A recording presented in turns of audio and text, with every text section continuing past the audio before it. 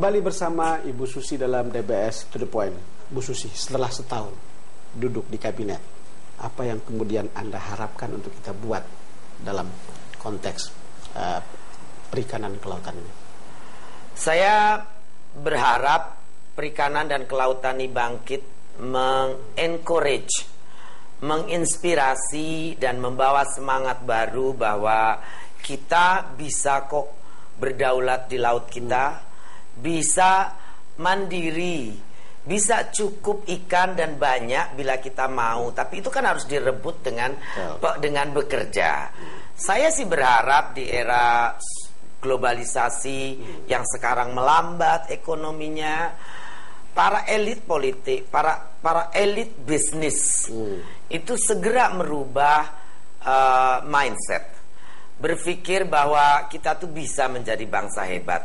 Stop skepticism, stop sarkastik, stop pesimisme. Kita bangun negara kita pasti bisa. Ada tanda-tanda begitu memang yang Anda rasakan selama setahun? Ya, saya melihat skeptis, saat sekarang masih belum berubah. Pak Jokowi punya satu ambisi untuk menjadikan pangan kita tuh swasembada. Karena saya pikir sangat berbahaya, dan betul sekali Pak Jokowi menginginkan itu. Dengan populasi 250 juta, kita ini salah satu dari negara nomor 5 terbesar, demokrasi terbesar di dunia, Pak.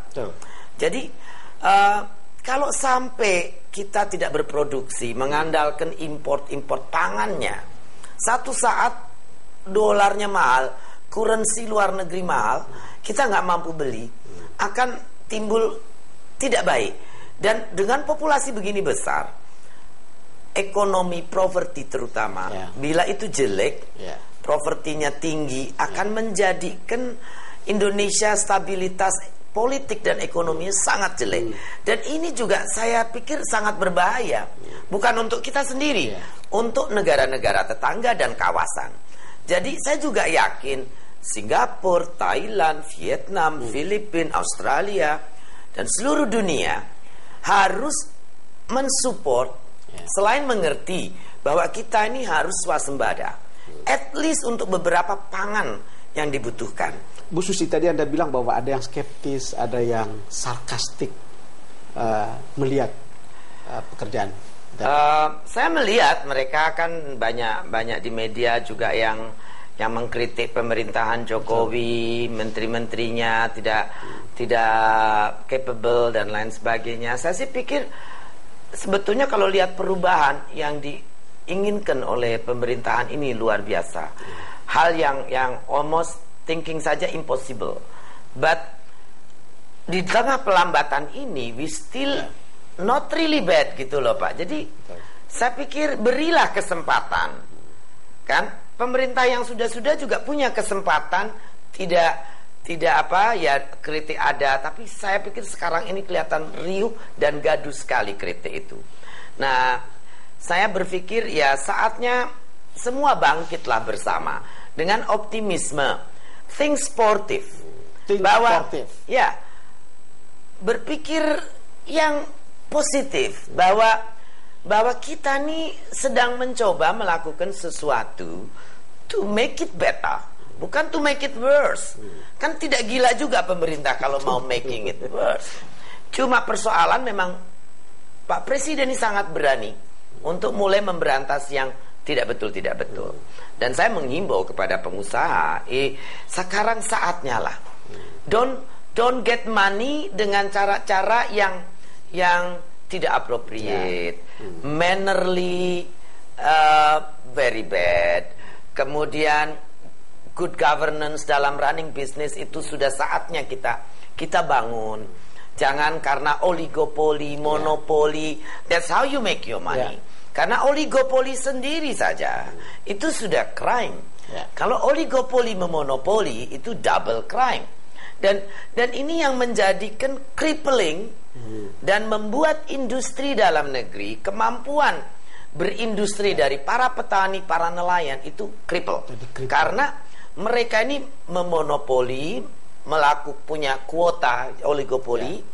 Jadi semua barang digerujuk oleh barang-barang impor, baik yang legal maupun lewat pemainnya itu juga penyelundupan. Jadi barang-barang kebutuhan orang jutaan dikontrol oleh few little group of people. Ibu, tadi Ibu bilang soal gaduh ya. Saya juga merasa, tapi kan kadang-kadang kegaduhan itu datang dari kabinet sendiri juga. Ada kan? Terasa nggak? Yes and no, tapi saya pikir dalam hal ini bukan saya membela Pak Rizal Ramli. Pasti itu yang Bapak maksud toh, atau yang lain. Lanjut. Oke. Saya berpikir beliau itu have the point on saying things dan I don't think it's wrong.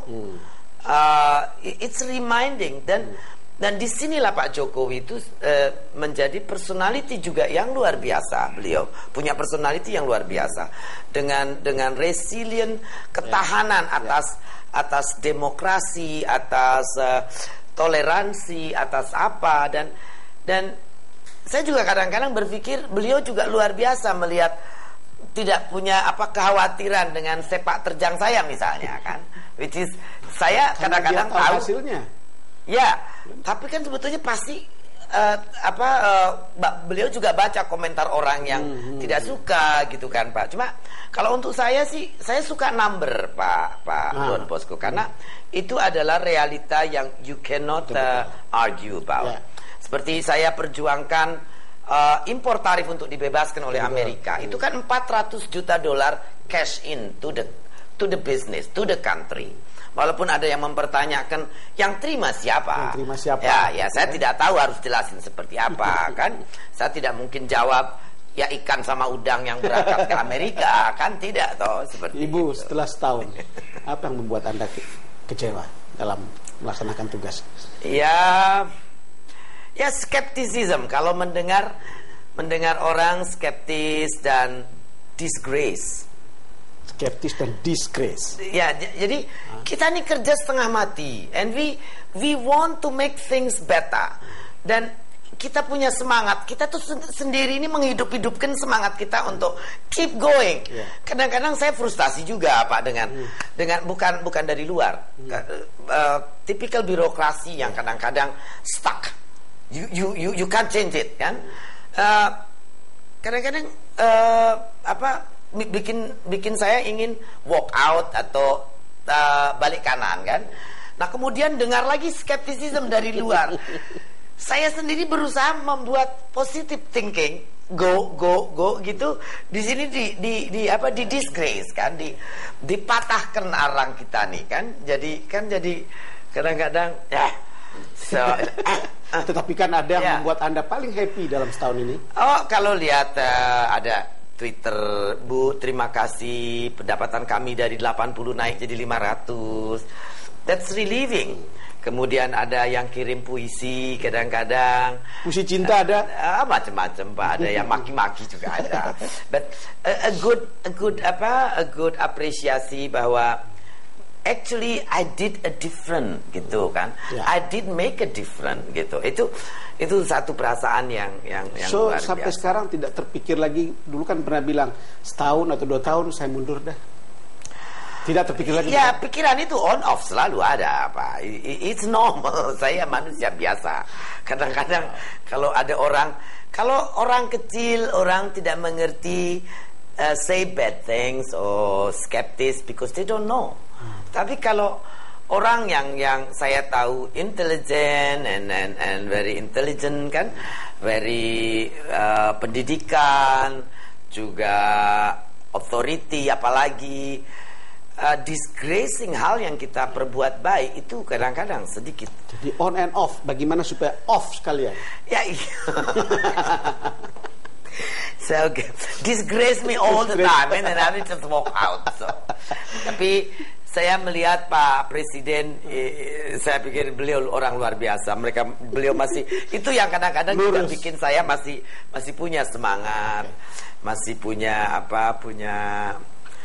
ya ini panggilan negeri gitu ya Pak ya. Ibu Susi, terima kasih sudah berbincang-bincang dalam DBS To The Point.